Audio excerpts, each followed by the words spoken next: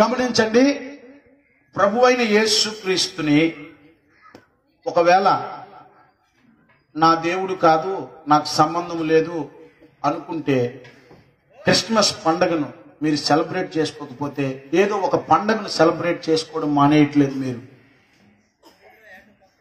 Christmas లో మీరు క్రీస్తును గనక ఒకవేళ మిస్ అయ్యారనుకోండి, ఆ క్రీస్తు అనేటటువంటి బహుమానంలో సృష్టికర్త అయినటువంటి దేవుడు మనుషులందరికీ కావలసిన అన్నిటికీ సరిపోయిన అన్ని అవసరతలను తీర్చగలిగేటటువంటి వనరులను, వాగ్దానాలని సమస్తమును యేసుక్రీస్తు అనేటటువంటి ఒక బహుమానములో ఆయన ఇమిడ్చి ఈ లోకానికి యేసుక్రీస్తుని క్రిస్మస్ దినమున పంపించాడు. కనుక క్రిస్మస్ ని ఈ ప్రపంచంలో ఉన్నవారు ఏ ఒక్కరు కూడా జరుపుకోకుండా దూరముగా ఉండకూడదు. అందుకే దూత ప్రత్యక్షమై ఏమంటుందంటే, ఇదిగో ప్రజలందరికీ కలుగుబోవు మహా సంతోషకరమైన శుభవర్తమానం. కనుక ఈ శుభవర్తమానం ఏంటంటే, యేసులో మానవునికి కావలసినవన్నీ ఉన్నాయి. ద గిఫ్ట్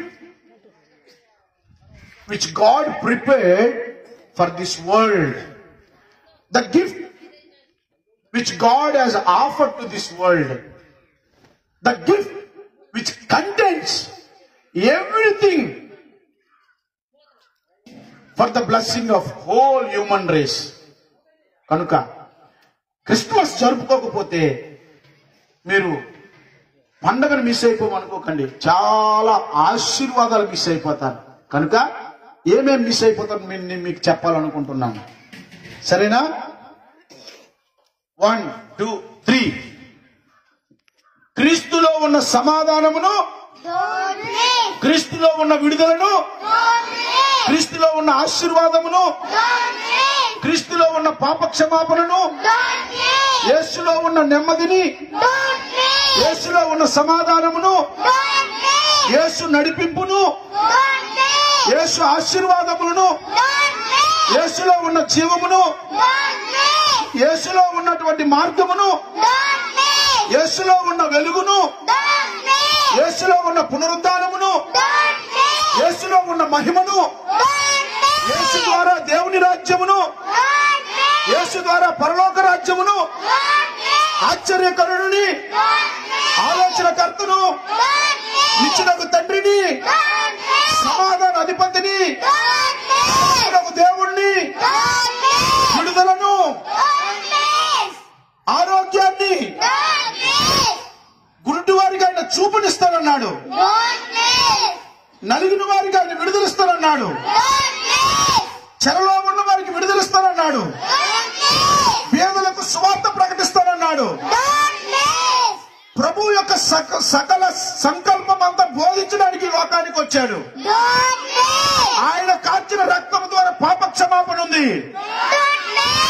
ఆయన పొందిన గాయముల ద్వారా ఆరోగ్యం ఉంది, ఆయన మానవాళికి జ్ఞానమై ఉన్నాడు, ఆయన మానవాళికి విమోచన అయి ఉన్నాడు, ఆయన మానవాళికి పరిశుద్ధత అయి ఉన్నాడు, ఆయన మానవాళికి సమస్తమై ఉన్నాడు.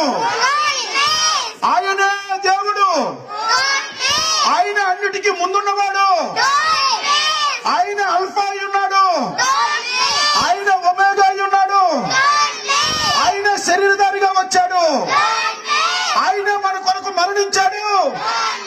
నీకు బదులుగా మరణించిన క్రీస్తుని, నీకు పాప క్షమాపణ ఇచ్చే క్రీస్తుని, మోక్షం ఇచ్చే క్రీస్తుని, ఆరోగ్యం ఇచ్చే క్రీస్తుని, అభిషేకించే క్రీస్తుని, నీ పరిస్థితిని మార్చే క్రీస్తుని, ఆశీర్వదించే క్రీస్తుని, సంతోషంతో నింపే క్రీస్తుని. Don't miss. God bless you.